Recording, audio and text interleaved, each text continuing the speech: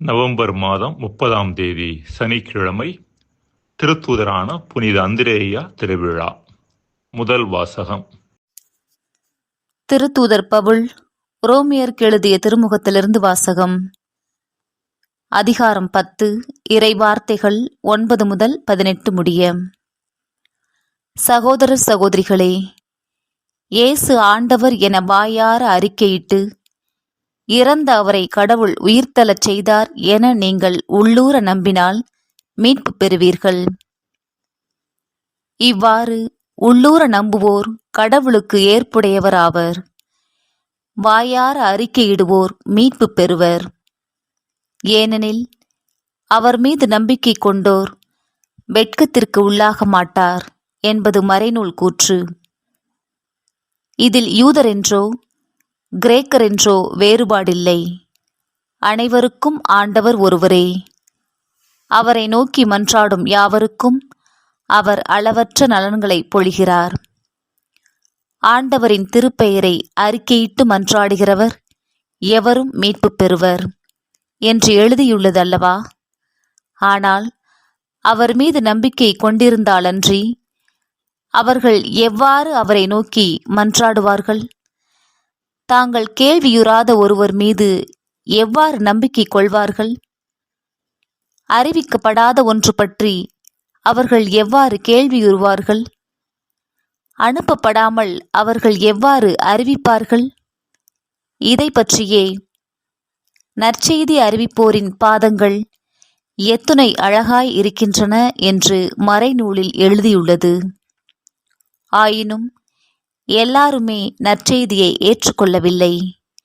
இதை குறித்தே எசாயா, ஆண்டவரே, நாங்கள் அறிவித்ததை நம்பியவர் யார் என்று முறையிடுகிறார். ஆகவே அறிவிப்பதை கேட்டால்தான் நம்பிக்கை உண்டாகும். கிறிஸ்துவை பற்றிய செய்தி அறிவிக்கப்பட்டால்தான் அதை கேட்க வாய்ப்புண்டு. அப்படியானால் அவர்கள் கேள்விப்படவில்லை என்று சொல்ல முடியுமோ? எப்படி சொல்ல முடியும்? ஏனெனில் அவர்களது அறிக்கை உலகெங்கும் சென்றடைகின்றது. அவர்கள் கூறும் செய்தி உலகின் கடை எல்லை வரை எட்டுகின்றது. ஆண்டவரின் அருள்வாக்கு.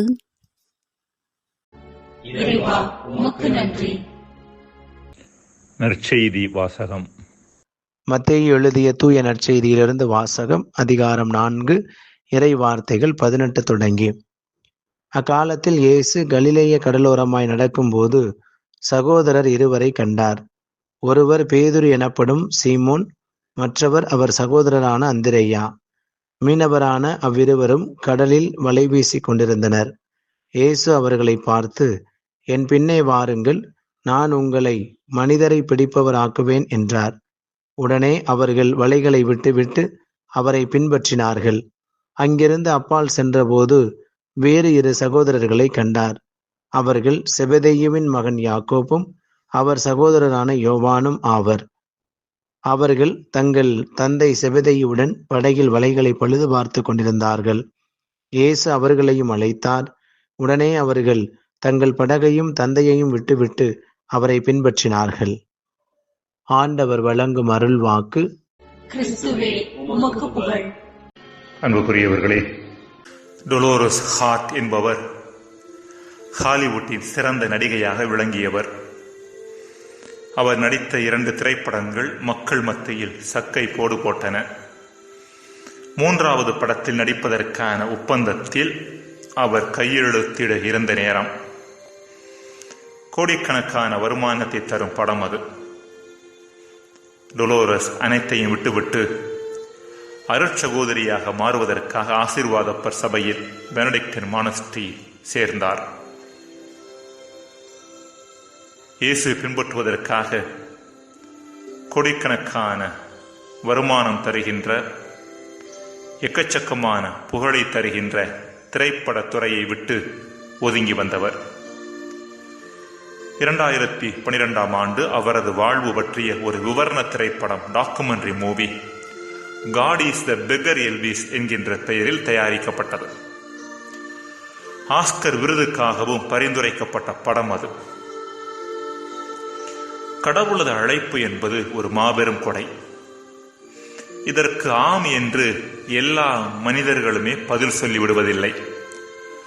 டொலோரோஸ் போன்ற ஒரு சிலர் மட்டுமே இந்த அழைப்பின் மேன்மையை உணர்ந்து கடவுளின் அழைப்பிற்கு செவி கொடுக்கின்றனர்.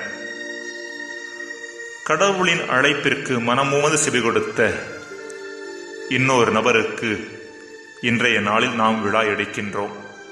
அவரே புனித அந்திரேயா. புனித அந்திரேயாவின் வாழ்வு பின்னணியில் கிறிஸ்தவர்களாக அழைக்கப்பட்டுள்ள நமது வாழ்வில் நிலவ வேண்டிய 2 பண்பு நலன்களை பார்க்கலாம். முதலாவதாக, அந்திரேயாவின் தேடல். இயேசுவின் சீடராக இருப்பதற்கு முன்பு திருமுழுக்கு யோவானின் சீடராக விளங்கியவர் அந்திரேயா. இதோ கடவுளின் ஆட்டுக்குட்டி என்று திருமுழுக்கு யோவான் கூற கேட்டு பின்பு இயேசுவை பின்பற்றியவர். இது அந்திரேயாவில் விளங்கிய ஆழ்ந்த தேடலை நமக்கு எடுத்துரைக்கின்றது. வாழ்வின் அர்த்தம் என்ன, கடவுளை உணர்வது எப்படி, வாழ்வின் உண்மையான நிறைவு எங்கு உள்ளது என்கின்ற தேடல் அந்திரேயாவில் ஆழமாக இருந்திருக்க வேண்டும். இந்த தேடல்தான் அவரை முதலில் திருமுழுக்கு யோவானின் சீடராக மாற்றியது, பின்பு இயேசுவின் பின்னால் செல்ல தூண்டியது. இப்படிப்பட்ட தேடல் காரணமாகவே இயேசுவோடு தங்கிய குறுகிய காலத்திலேயே அவரை கண்டுகொண்டார். கண்டுகொள்வது என்பது இயேசுவை உணர்ந்து அனுபவித்து மகிழ்ந்ததை இங்கு நமக்கு எடுத்துரைக்கின்றது. அந்திரேயாவிடம் விளங்கிய 2வது பண்பு நலன், இயேசுவை பிறருக்கு அறிமுகப்படுத்தி அவர்களை இயேசுவிடம் அழைத்து வந்தது. தான் அனுபவித்து உணர்ந்ததை அந்திரேயாவால் பிறருக்கு எடுத்துச் சொல்லாமல் இருக்க முடியவில்லை. எனவேதான் தான் பெற்ற அனுபவத்தை மற்றவர்களும் பெற்றுக்கொள்ள வேண்டும் என்பதற்காக அவர்களை இயேசுவிடம் கூட்டி வருகின்றார். விவிலியத்தில் ஒரு சில பகுதிகளை பார்க்கலாம். யோவான் 1:40-42 வசனங்களில் அந்திரேயா சீமோன் பேதுருவுக்கு இயேசுவை அறிமுகப்படுத்துகின்றார். மெசியாவை கண்டோம் என்று சொல்லுகின்றார். அவ்வாறு சொல்லி அவரை இயேசுவிடம் அழைத்து வருகின்றார். யோவான் 6:8-9 வசனங்களில் 5 வாற்கோதுமை அப்பங்களும் 2 மீன்களும் வைத்திருந்த சிறுவனை இயேசுவிடம் அழைத்து வருகின்றார். யோவான் 12:20-22 வசனங்களில் சில கிரேக்கர்கள் இயேசுவை பார்க்க வழி தேடிய பொழுது அவர்களை இயேசுவிடம் அழைத்து வருகின்ற காரியத்தை செய்ததும் அந்திரேயாதான். இயேசுவை பிறருக்கு அறிமுகம் செய்ததோடு அவர்களை இயேசுவிடம் அழைத்து வரக்கூடிய பணியையும் செய்தவர் அந்திரேயா.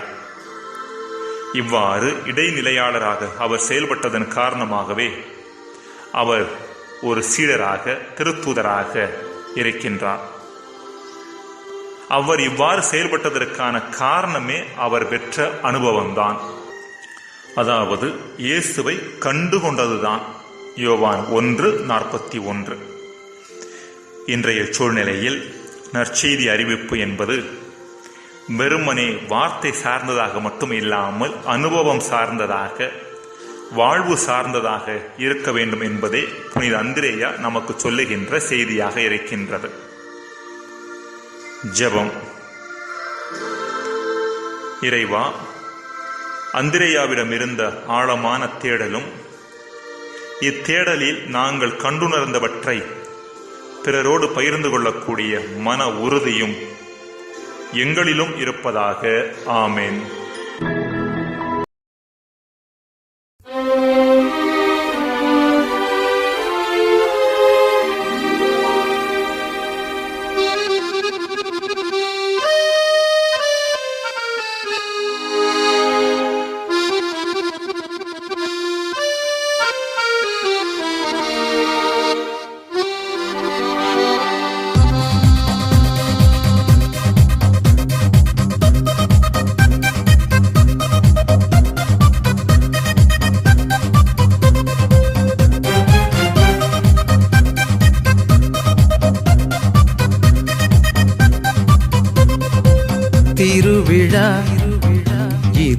இறைவனின் அழைப்பை தினம் தினம் வாழும் இறையடியாரின் திருவிழா திருவிழா பொன்விழா திருவிழா. இது இறைவனின் அழைப்பை தினம் தினம் வாழும் இறையடியாரின் திருவிழா திருவிழா பொன்விழா.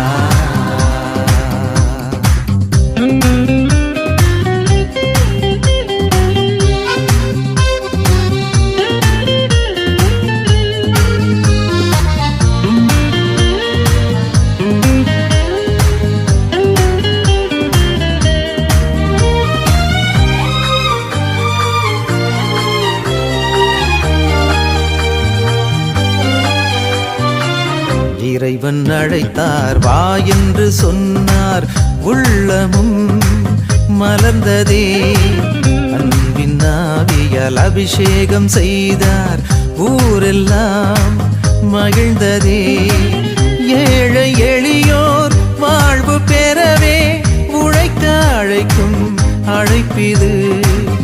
ஏழை எளியோர் வாழ்வு பெறவே உழைக்க அழைக்கும் அழைப்பிது.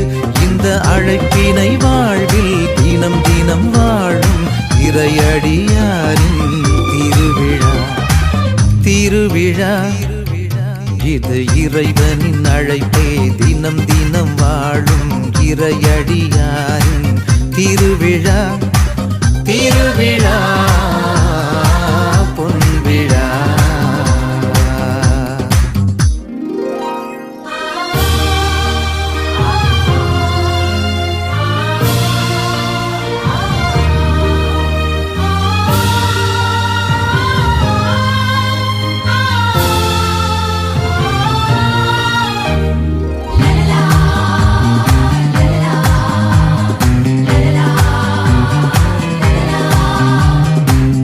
இறைவன் ஆட்சி இகமதில் மலரும் அன்பிலே வாழ்வதால் வானம் பூமி ஒன்றென இணையும் வேதங்கள் மறைவதால் தியாக வாழ்வில் பகிர்தல் வாழ்வில் இறையை காண அழைப்பிது. தியாக வாழ்வில் பகிர்தல் வாழ்வில் இறையை காண அழைப்பிது. இந்த அழைப்பினை வாழ்வில் தினம் தினம் வாழும் இறையடியாரின் திருவிழா திருவிழா. இது இறைவனின் அழைப்பை தினம் தினம் வாழும் இறையடியாரின் திருவிழா திருவிழா பொன்விழா திருவிழா. இது இறைவனின் அழைப்பை தினம் தினம் வாழும் இறையடியாரின் திருவிழா திருவிழா பொன்விழா.